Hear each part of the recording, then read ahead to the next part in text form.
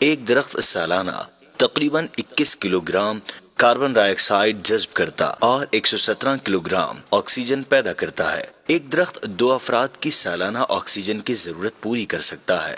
دنیا میں ہر سال تقریباً 15 بلین درخت کاٹے جاتے ہیں اور صرف 5 بلین درخت لگائے جاتے ہیں۔ امیر اہل سنت شجرکاری سے متعلق اسلامی تعلیمات بیان فرمائیں تاکہ ہمارے دلوں میں درخت لگانے کا جذبہ جاگے، ہم اس نیک عمل کو انجام دیں اور اللہ کی مخلوق کو فائدہ پہنچا کر ثواب کے حقدار بنے۔ شجرکاری یہ تو بہت اہمیت رکھتی ہے۔ ابھی آپ نے سنا بھی کہ جو کاٹے جا رہے ہیں نا لکڑیوں کے حصول کے لیے، پھر لکڑیاں جلانے کے لیے اور راستے بنانے کے لیے، تو روڈ تعمیر کرنے کے لیے، تو عمارت تعمیر کرنے کے لیے درخت کاٹے جاتے ہیں۔ اب پھر یہ کہ جیسے کبھی ایک جگہ لی کسی نے جنگل میں یا ایسی جگہ میں جہاں کئی درخت لگے ہوئے ہیں، اب اس کو اپنا پروجیکٹ کھڑا کرنا ہے یا اپنا پلازا بنانا ہے یا بلڈنگ بنانی ہے، فیکٹری قائم کرنی ہے، تو کئی درخت تو کاٹ کے پھینک دے گا۔ اس کا متبادل لگائے گا کون؟ بہت سارے درخت روزانہ کاٹے جاتے ہیں، اتنے لگائے نہیں جاتے۔ اس کی وجہ سے ہوا میں آلودگی زیادہ، کاربن ڈائی آکسائڈ زیادہ جمع ہوگی،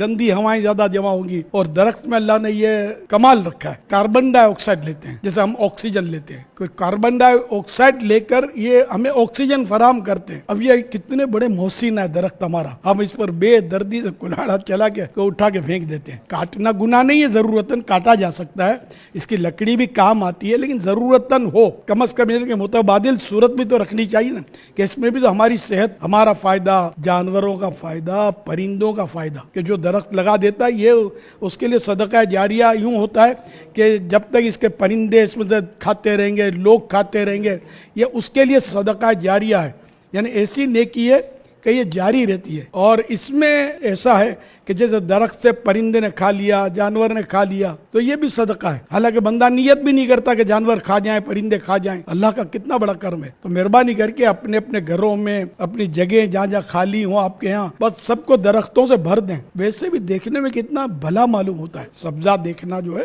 آنکھوں کی روشنی کے لیے مفید ہے۔ تو پودا لگانا ہے، درخت بنانا ہے۔ پودا لگانا بھی ہے، اس کی دیکھ بھال بھی کرنی ہے، اس کی پرورش بھی کرنی ہے، اور یہاں تک کہ یہ تناور درخت بن جائے۔